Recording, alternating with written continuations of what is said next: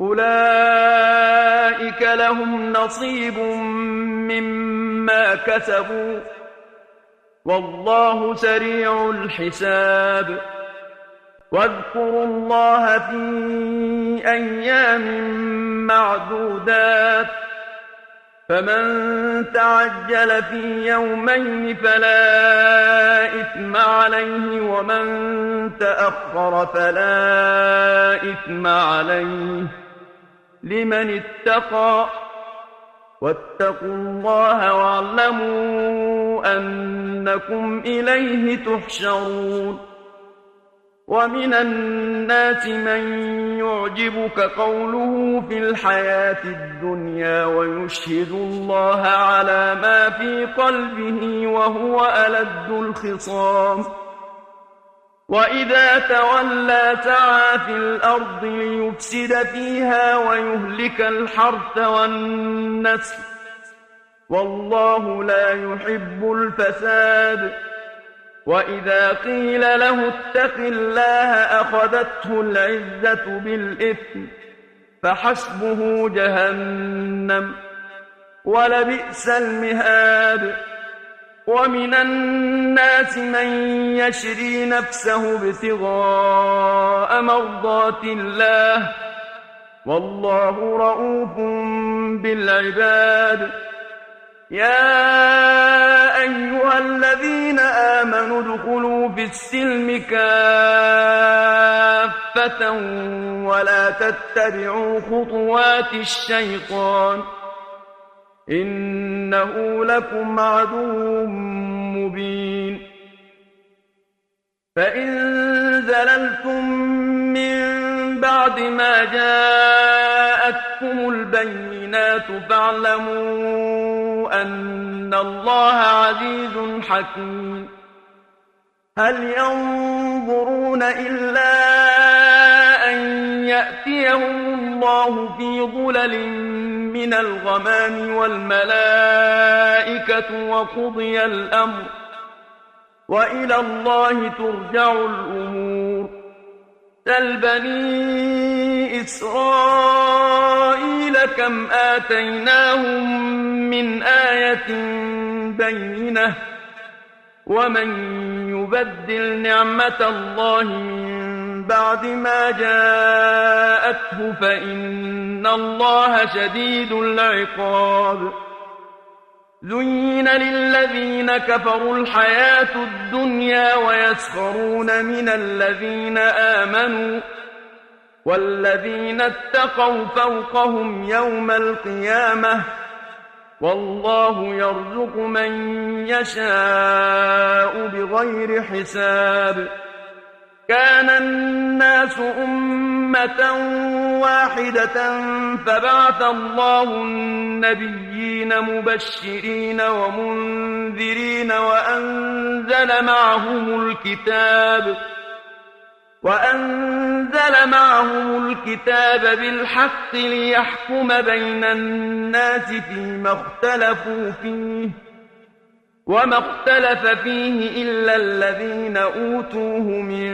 بعد ما جاءتهم البينات بغيا بينهم، فهدى الله الذين آمنوا لما اختلفوا فيه من الحق بإذنه، والله يهدي من يشاء إلى صراط مستقيم. أم حسبتم أن تدخلوا الجنة ولما يأتكم مثل الذين خلوا من قبلكم مستهم البأساء والضراء وزلزلوا حتى يقول الرسول والذين آمنوا معه متى نصر الله، ألا إن نصر الله قريب. يسألونك ماذا ينفقون، قل ما أنفقتم من خير فللوالدين والأقربين واليتامى والمساكين وابن السبيل وما تفعلوا من خير فإن الله به عليم. كتب عليكم القتال وهو كره لكم، وعسى أن تكرهوا شيئا وهو خير لكم، وعسى أن تحبوا شيئا وهو شر لكم، والله يعلم وأنتم لا تعلمون. يسألونك عن الشهر الحرام قتال فيه، قل قتال فيه كبير وصد عن سبيل الله وكفر به والمسجد الحرام وإخراج أهله منه أكبر عند الله، والفتنة أكبر من القتل، ولا يزالون يقاتلونكم حتى يردوكم عن دينكم إن استطاعوا، ومن يرتد منكم عن دينه فيمت وهو كافر فأولئك حبطت أعمالهم في الدنيا والآخرة، وأولئك أصحاب النار هم فيها خالدون. إن الذين آمنوا والذين هاجروا وجاهدوا في سبيل الله أولئك يرجون رحمة الله، والله غفور رحيم. يسألونك عن الخمر والميسر، قل فيهما إثم كبير ومنافع للناس وإثمهما أكبر من نفعهما، ويسألونك ماذا ينفقون، قل العفو، كذلك يبين الله لكم الآيات لعلكم تتفكرون في الدنيا والآخرة. ويسألونك عن اليتامى، قل إصلاح لهم خير، وإن تخالطوهم فإخوانكم، والله يعلم المفسد من المصلح، ولو شاء الله لأعنتكم، إن الله عزيز حكيم. ولا تنكحوا المشركات حتى يؤمنن، ولأمة مؤمنة خير من مشركة ولو أعجبتكم، ولا تنكحوا المشركين حتى يؤمنوا، ولعبد مؤمن خير من مشرك ولو أعجبكم، أولئك يدعون إلى النار، والله يدعو إلى الجنة والمغفرة بإذنه، ويبين آياته للناس لعلهم يتذكرون. ويسألونك عن المحيض، قل هو أذى فاعتزلوا النساء في المحيض ولا تقربوهن حتى يطهرن، فإذا تطهرن فأتوهن من حيث أمركم الله، إن الله يحب التوابين ويحب المتطهرين. نساؤكم حرث لكم فأتوا حرثكم أنى شئتم، وقدموا لأنفسكم، واتقوا الله واعلموا أنكم ملاقوه، وبشر المؤمنين. ولا تجعلوا الله عرضة لأيمانكم أن تبروا وتتقوا وتصلحوا بين الناس، والله سميع عليم. لا يؤاخذكم الله باللغو في أيمانكم ولكن يؤاخذكم بما كسبت قلوبكم، والله غفور حليم. للذين يؤلون من نسائهم تربص 4 أشهر، فإن فاءوا فإن الله غفور رحيم. وإن عزموا الطلاق فإن الله سميع عليم. والمطلقات يتربصن بأنفسهن 3 قروء،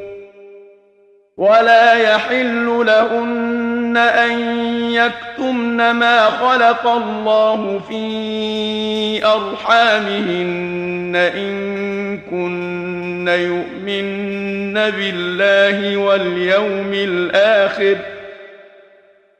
وبعولتهن أحق بردهن في ذلك إن أرادوا إصلاحا، ولهن مثل الذي عليهن بالمعروف، وللرجال عليهن درجة، والله عزيز حكيم. الطلاق 2 فإمساك بمعروف أو تسريح بإحسان. ولا يحل لكم أن تأخذوا مما آتيتموهن شيئا إلا أن يخافا ألا يقيما حدود الله،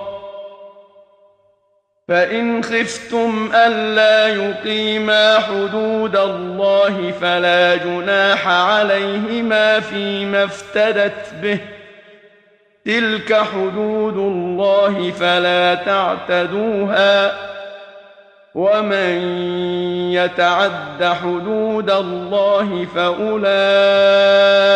هم الظالمون. فإن طلقها فلا تحل له من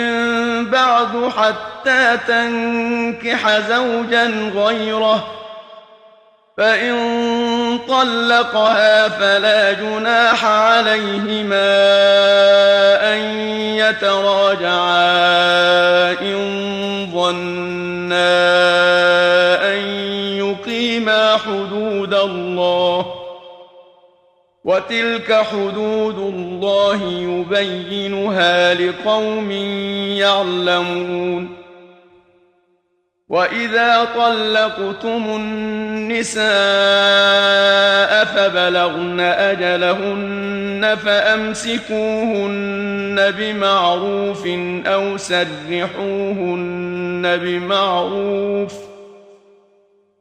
ولا تمسكوهن ضرارا لتعتدوا، ومن يفعل ذلك فقد ظلم نفسه. ولا تتخذوا آيات الله هزوا،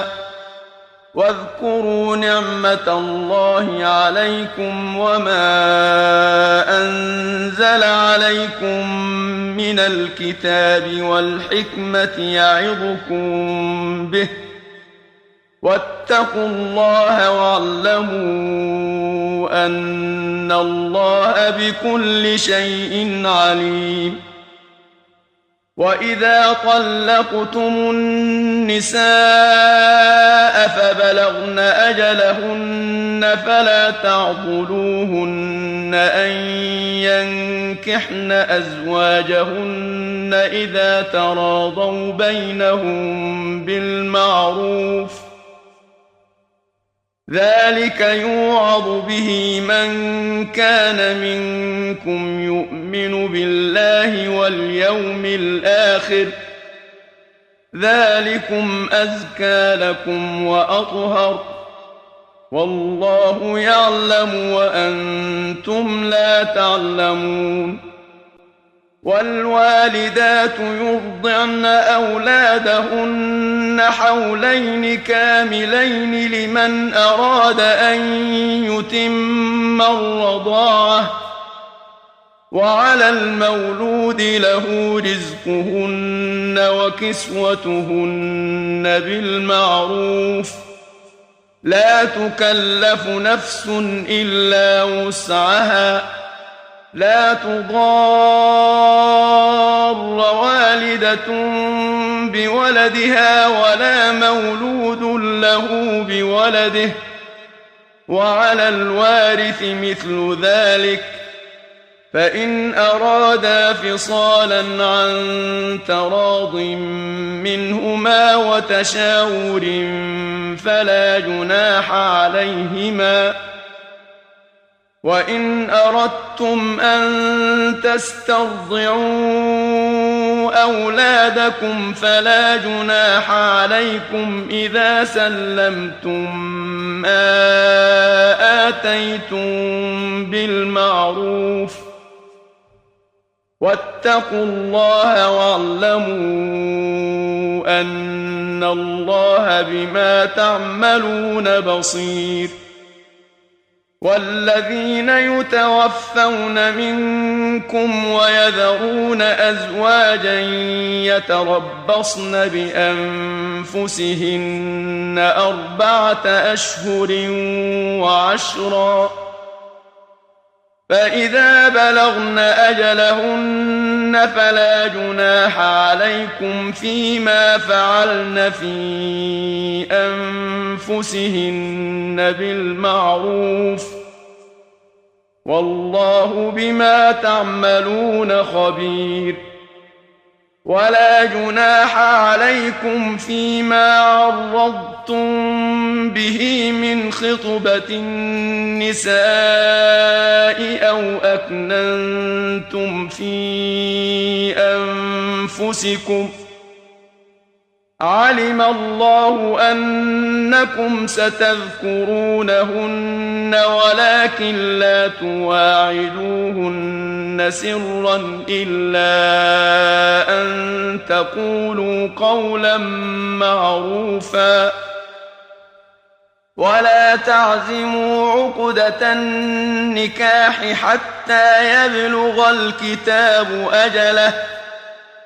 واعلموا أن الله يعلم ما في أنفسكم فاحذروه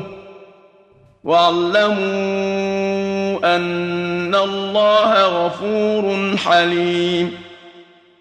لا جناح عليكم إن طلقتم النساء ما لم تمسوهن أو تفرضوا لهن فريضة ومتعوهن على الموسع قدره وعلى المقتر قدره متاعا بالمعروف حقا على المحسنين وإن طلقتموهن من قبل أن تمسوهن وقد فرضتم لهن فريضة فنصف ما فرضتم إلا أن يعفون أو يعفو الذي بيده عقدة النكاح وأن تعفوا أقرب للتقوى ولا تنسوا الفضل بينكم إن الله بما تعملون بصير حافظوا على الصلوات والصلاة الوسطى وقوموا لله قانتين فإن خفتم فرجالا أو ركبانا فإذا أمنتم فاذكروا الله كما علمكم ما لم تكونوا تعلمون والذين يتوفون منكم ويذرون أزواجا وصية لأزواجهم متاعا إلى الحول غير إخراج فإن خرجن فلا جناح عليكم فيما فعلن في أنفسهن من معروف والله عزيز حكيم وللمطلقات متاع بالمعروف حقا على المتقين كذلك يبين الله لكم آياته لعلكم تعقلون ألم تر إلى الذين خرجوا من ديارهم وهم ألوف حذر الموت فقال لهم الله موتوا ثم أحياهم إن الله لذو فضل على الناس ولكن أكثر الناس لا يشكرون وقاتلوا في سبيل الله واعلموا أن الله سميع عليم من ذا الذي يقرض الله قرضا حسنا فيضاعفه له أضعافا كثيرة والله يقبض ويبسط وإليه ترجعون ألم تر إلى الملأ من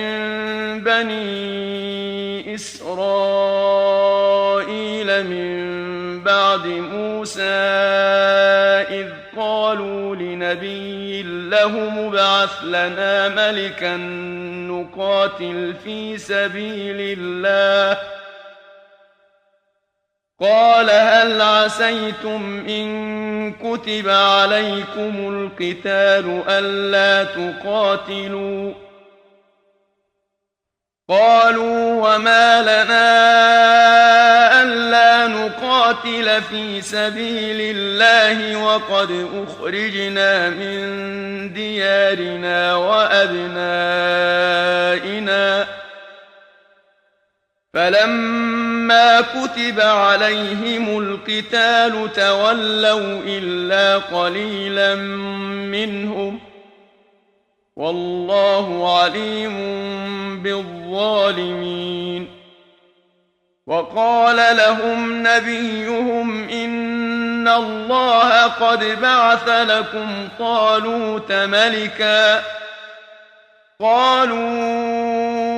أنى يكون له الملك علينا ونحن أحق بالملك منه ولم يؤت سعة من المال قال إن الله اصطفاه عليكم وزاده بسطة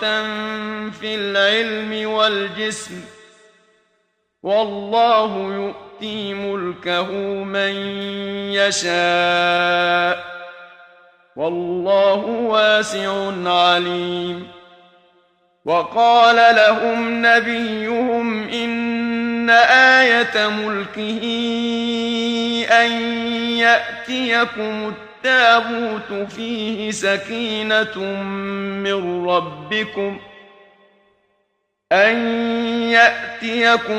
التابوت فيه سكينة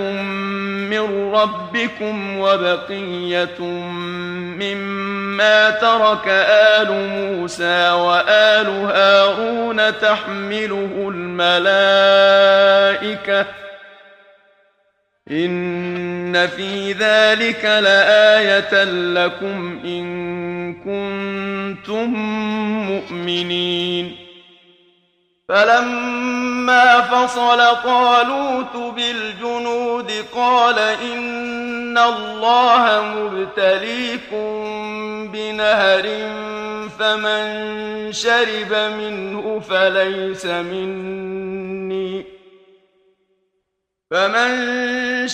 منه فليس مني ومن لم يطعمه فإنه مني إلا من اغترف غرفة بيده فشربوا منه إلا قليلا منهم فلما جاوزه هو والذين آمنوا معه قالوا لا طاقة لنا اليوم بجالوت وجنوده قال الذين يظنون أنهم ملاقو الله كم من فئة قليلة غلبت فئة كثيرة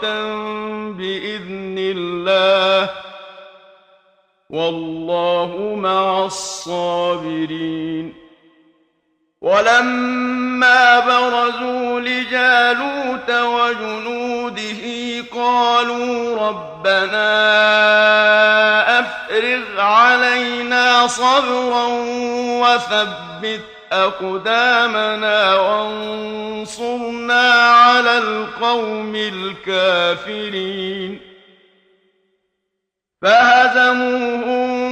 بإذن الله وقتل داود جالوت وآتاه الله الملك والحكمة وعلمه مما يشاء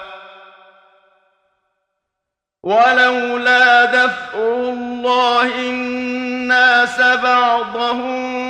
ببعض لفسدت الأرض ولكن الله ذو فضل على العالمين تلك آيات الله نتلوها عليك بالحق وإنك لمن المرسلين